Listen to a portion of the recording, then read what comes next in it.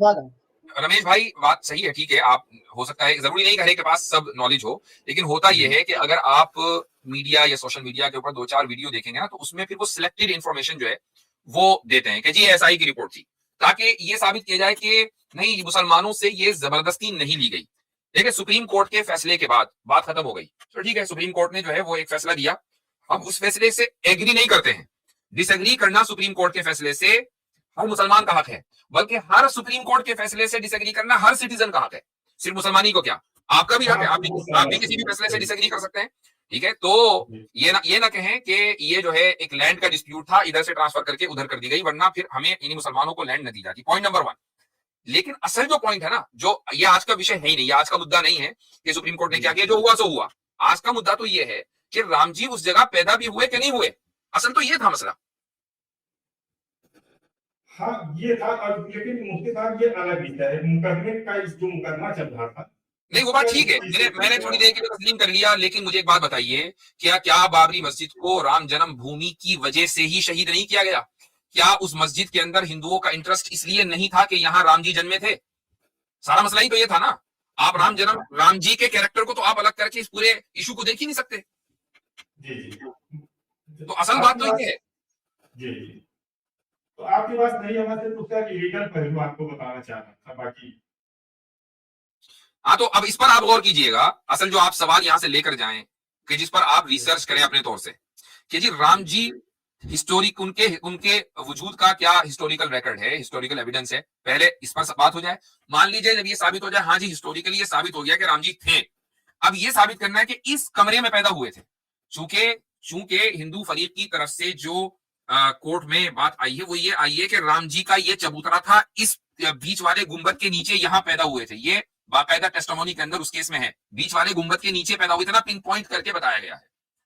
तो ये आपको साबित करना है कि भाई एक ऐसी शख्सियत के जिसका हिस्टोरिकल एविडेंस नहीं, फिर वो इस तरह पिन पॉइंट कर दे कि यहां पैदा हुए थे, ये कैसे पॉसिबल है? भाई अगर एक बात बताएं, आप अपने घर में दूध, किसी भी घर में चले जाएं, आप अपने माँ बाप और दादा दादी नाना नानी के बारे में नहीं कह सकते कि इस इंच के ऊपर पैदा हुए थे। जी जी। चाहे जाए कि आप लाखों साल पुरानी शख्सियत के बारे में ये कहें। तो असल केस ये है, हमें इसमें इंटरेस्ट है कि राम जी पैदा हुए थे कि नहीं, और हुए थे तो कहां हुए थे। तो बड़ी टेक्निक के साथ इनको ना डीलिंग करके इशू को सिर्फ एक इमारत के साथ जोड़ा जा रहा है, लैंड के साथ। वो लैंड की वैल्यू वर्थ क्या है? ओके, मोहम्मद भी बैठकर 3 हफ्ते पहले इंटरव्यू में कहता है जी इसकी वही वैल्यू है हिंदुओं के नजदीक जो मक्का की वैल्यू है या मदीना की वैल्यू है मुसलमानों के नजदीक। ये जुमले बोलता है वो बंदा, के मोहम्मद खुद जान के इसमें रिलीजियस फैक्टर डाल रहा है। बात ये है कि जगह की वर्थ और वैल्यू सिद्ध तो हो कि इस जगह पर वो पैदा हुए हैं। बात तो ये है।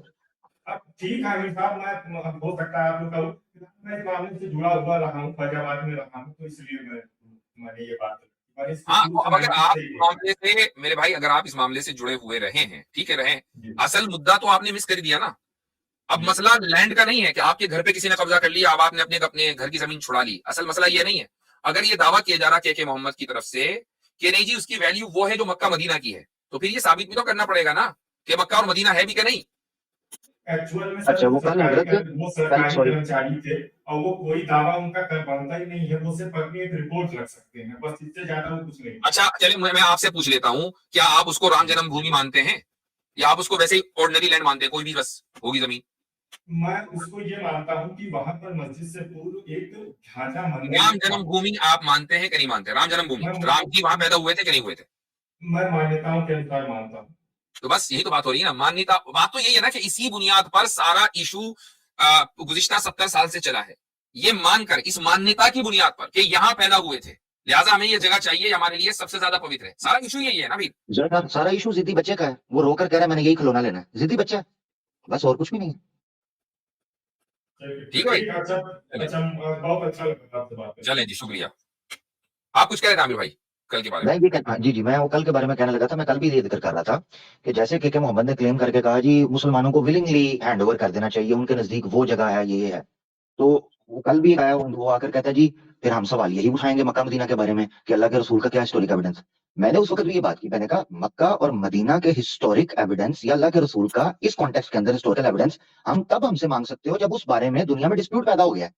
या मुसलमान वहां पर लड़ रहे हैं, या कोई दूसरा सही। फिरका पैदा हो गया जो उठकर मक्का और मदीना पर कहे नहीं जी नहीं, हम नहीं मानते कि यहाँ अल्लाह के रसूल पैदा हुए या मस्जिद नबी यहाँ पर थी, हम नहीं मानते, तब हम हिस्टोरिकल एविडेंस देंगे। इस वक्त विषय आप लोगों में डिस्प्यूटेड पड़ा हुआ है ना, इशू सही। जो लीगल इशू बनाए जो भी, तो आप लोगों को प्रूव करना पड़ेगा, आप लोग इस जगह पर उस मकाम पर खड़े हैं कि आप से सवाल पूछा जाए।